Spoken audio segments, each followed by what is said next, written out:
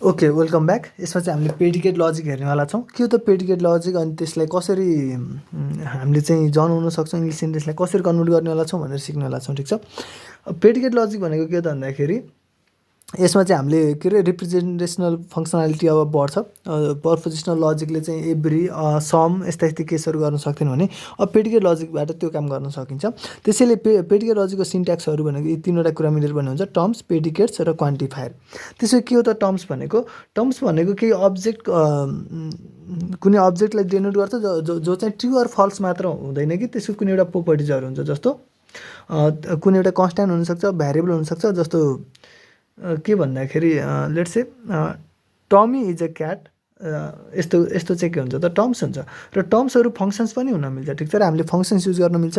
पेडिकेट लजिकमा हामीले functions use गर्न सकिन्छ। जस्तो let's say likes is a function हो भने, लाइक्स फङ्सन हो भने याक्सकोमा वाइ भयो भने के हुने भयो त, याक्स र वाइहरू चाहिँ भ्यारिएबल भयो भने याक्स लाइक्स वाइ भन्ने भयो। ठिक छ। अनि गएर फ्रेन्ड भन्ने भयो भने, फ्रेन्ड भन्ने फङ्सन युज गर्यो भने फ्रेन्ड याक्सकोमा वाइ भनेको याक्स इज फ्रेन्ड अफ वाइ। यस्ता यस्ता कुराहरू चाहिँ हामीले युज गर्न सकिन्छ यतातिर। ठिक छ। अब अर्को कुरा भनेको के भन्दा पेडिकेट्स भनेको के हो त, पेडिकेट्स भनेको प्रपोजिसन जस्तै नै हो, जहाँ चाहिँ के हुन्थ्यो त यिनीहरू पनि फङ्सन जस्तै नै हो, जसको चाहिँ रिटर्न टाइप के हुन्छ त ट्रु अर फल्स हुन्छ। ठिक छ। अनि पेडिकेट विथ नो भ्यारिएबललाई हामीले के भनिन्छ त, एउटा पनि भ्यारिएबल नहुनेलाई हामीले प्रोपोजिसन भनिन्छ। प्रोपोजिसन भनिन्छ कसलाई, जसको predicates with no variable, with no variable अथवा जिरो भ्यारिएबल। ठिक छ। जसको कुनै आर्गुमेन्ट हुँदैन, त्यसले चाहिँ हामीले के भन्छौँ त प्रोपोजिसन भन्छौँ।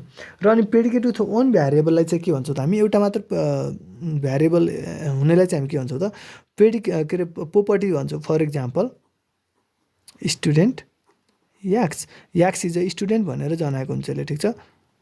डग याक्स, याक्स इज अ डग।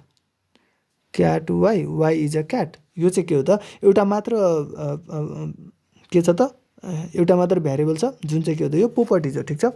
अब यो त कुरा थियो लगभग प्रपोजिसनकै कुराहरू थिए, तर यसमा चाहिँ अब हामीले भ्यारिएबलहरू यसरी दिन सकिन्छ, फङ्सनको फर्ममा उस गर्न सकिन्छ भन्ने कुरा भयो। ठिक छ। अब पेडिकेट लजिकको मेन पावर यहाँथि आउँछ। कहाँथि आउँछ? क्वान्टिफायरमा आउँछ। ठिक छ। के हो त क्वान्टिफायर भनेको भन्दाखेरि केही कुराको अब त्यसलाई के गर्नु पऱ्यो त भन्दाखेरि एकदम स्पेसिफिक वेमा रिप्रेजेन्ट गर्नु पऱ्यो। युनिभर्सको कुनै एउटा सबसेटलाई रिप्रेजेन्ट गर्नु पऱ्यो। फर इक्जाम्पल एभ्री, अनि गएर सम, एनी, यस्ता यस्ता केसहरू आयो भने चाहिँ अब तिनीहरू भनेको त्यो फर इक्जाम्पल युनिभर्स छ र त्यसको यो सबै युनिभर्स भनेको let's suppose this is the universe of student. ठिक छ। हो भने अब यो सबै स्टुडेन्टहरू इन्टेलिजेन्ट त नहोला नि त, त्यही भएर सम स्टुडेन्ट्स आर इन्टेलिजेन्ट भन्यो भने यो स्टुडेन्टभित्रको केही छन्, यास वान यास टू होला नि, केही छन्, तिनीहरू चाहिँ के हुन् त बल्ल तिनीहरू चाहिँ इन्टेलिजेन्ट हुन् नि त। हो त्यसलाई चाहिँ कसरी जनाउने त हामीले, let's say some student are intelligent. Okay, intelligent भन्न खोजेको के भन्दाखेरि यो स्टुडेन्ट भन्ने सेटभित्रको केही स्टुडेन्टहरू चाहिँ के हुन् त इन्टेलिजेन्ट हुन्, सबै स्टुडेन्ट होइन नि त, होइन। त्यस्तै अब अर्को एभ्री स्टुडेन्ट इज इन्टेलिजेन्ट भन्यो भने चाहिँ एभ्री स्टुडेन्ट इज इन्टेलिजेन्ट भन्यो भने चाहिँ इन्टेलिजेन्ट भन्यो भने चाहिँ अब यो सेटभित्र भएका सबै स्टुडेन्टहरू चाहिँ के हुन् त इन्टेलिजेन्ट हुन्। ठिक छ। हो यो केसहरूलाई, यो कुराहरूलाई चाहिँ हामीले कसरी जनाउनु त भन्ने कुराको लागि हामीसँग के छ त क्वान्टिफायर, दुईवटा क्वान्टिफायर छ, जुन चाहिँ के हो त भन्दाखेरि एउटा छ एभ्रीको केसमा फर अल भन्ने केस जनाउनुको लागि हामीसँग फर अल क्वान्टिफायर छ, जसलाई हामी फर अल भन्छौँ। For all. ठिक छ। For all x, P of x यसरी डेनोट गरिन्छ यो कुनै पनि पेडिकेट, कुनै पनि उसको लागि चाहिँ कन्डिसनको लागि चाहिँ यसले के भन्छ त भन्दा for all x P x satisfies true. ठिक छ। मतलब सबै याक्स भ्यालुजको लागि पी याक्स चाहिँ ट्रु हो, यो कुरा चाहिँ ट्रु हो भन्ने कुरा हो। यस्तै गरी अर्को हामीसँग यसलाई के हुन्छ त हामी युनिभर्सल क्वान्टिफायर भनिन्छ। ठिक छ।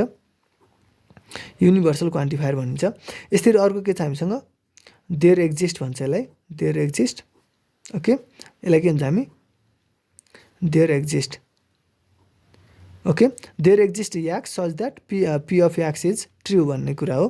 ठिक छ। यति एक्सको लागि चाहिँ यो पी एक्स चाहिँ के हुन्छ ट्रु हुन्छ भन्ने कुरा देयर एक्जिस्ट। यसलाई हामी के भन्छ एक्जिस्टेन्सियल क्वान्टिफायर भनिन्छ। ठिक छ, एक्जिस्टेन्सियल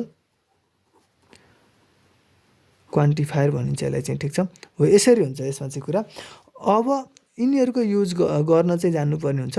अब यसमा एउटा कुरा केही कुरा हामीले सिक्नुपर्ने छ। के कुरा सिक्नुपर्ने छ भन्दाखेरि यदि सेन्टेन्समा ठिक छ यदि सेन्टेन्समा दुईवटा अथवा धेरै युनिभर्सल क्वान्टिफायर अथवा एक्जिस्टेन्सियल क्वान्टिफायरहरू आयो भने के हुन मिल्छ त भन्दाखेरि लेट सपोज त्यहाँ चाहिँ के छ त फर एक्स फर वाइ ठिक छ पी एक्स अथवा पीवाई अथवा पीएक्स कमा वाई यस्तो केही प्रेडिकेट छ भने यो भनेको केसँग इक्विभ्यालेन्ट हुन जान्छ त भन्दाखेरि यदि यो दुईटै युनिभर्सल क्वान्टिफायर हो भने चाहिँ यसको अर्डर हामीले चेन्ज गर्दाखेरि फरक पर्दैन। For all y for all x P x P y यसरी जे छ त्यो लेख्दाखेरि फरक पर्दैन। ठिक छ, यसरी सेकेन्डमा के हुन मिल्छ त भन्दाखेरि यदि for all okay there exist x there exist y छ भने र अनि लेट सपोज यहाँ चाहिँ पी वाई यस्तो केही छ भने चाहिँ पीएक्स कमा वाई यस्तो केही प्रेडिकेट्सहरू छन् भने यदि दुईवटै चाहिँ एक्जिस्टेन्सियल क्वान्टिफायर आएको हो भने चाहिँ त्यतिखेर पनि हामीले there exist y there exist x अनि P of y P of x comma y लेख्न सक्छौँ। मतलब यो क्वान्टिफायरहरूलाई यिनीहरूको अर्डरलाई तलमाथि गर्दाखेरि त्यस्तो फरक पर्दैन। ठिक छ, यो कुरा चाहिँ बुझ्नुपर्ने हुन्छ। तर तर तर तर तर तर यदि for all x there exist y P x comma y अथवा यस्तै केही आएको छ भने चाहिँ अब यो के हो त युनिभर्सल क्वान्टिफायरभित्र देयर एक्जिस्ट आएको हो नि त। हो त्यही भएर अब यसरी यो दुईवटा मिक्स भएर आउँदाखेरि चाहिँ हामीले यिनीहरूको अर्डरमा चेन्ज गर्न पाइँदैन। ठिक छ, अर्डर चेन्ज गर्न मिल्दैन, अर्डर चेन्ज गर्न गलत हो। ठिक छ, त्यो इनभ्यालिड हो, त्यो लिगल छैन, इलिगल हो। ठिक छ, हो त्यो गर्न चाहिँ पाइँदैन। त्यही भएर त्यतिखेर चाहिँ विशेष ध्यान दिने। अर्को कुरा चाहिँ there exist y for all x आएको छ भने पनि यसलाई पनि चेन्ज गर्न पाइँदैन। ठिक छ, यो कुरा चाहिँ भयो। अनि यसलाई चाहिँ हामी पीएक्समा जोस् यसलाई पनि हामीले कन्भर्ट चेन्ज गर्न चाहिँ पाइँदैन। किन भन्दाखेरि यिनीहरूको अर्डरले चाहिँ म्याटर गर्छ त्यतिखेर। ठिक छ, अर्को कुरा भनेको यदि दुईवटा भ्यारिएबलहरू छन् यसरी दुईवटा भ्यारिएबल अथवा धेरै भ्यारिएबलहरू छ भने चाहिँ यसलाई हामीले कसरी पनि रिप्रेजेन्ट गर्न मिल्छ। यो चाहिँ दुईवटा एक्जिस्टेन्सियलको लागि पनि for all x comma y comma z यसरी हामीले लेख्यो भने for all x for all y for all z भन्ने कुरा नै बुझिन्छ। ठिक छ, यी कुरा थिए प्रेडिकेट लजिकको बारेमा इन्ट्रोडक्सन। अब हामीले हेर्नेवाला छौँ एकदमै धेरै इम्पोर्टेन्ट इङ्ग्लिस टु याफयाल कन्भर्जन। ठिक छ, यो जान्नै पर्ने हुन्छ। अनि यो जानेपछि मात्रै हामीले अरू कुराहरू गर्न सक्छौँ, रिजोल्युसन हेर्न सक्छौँ। ओके।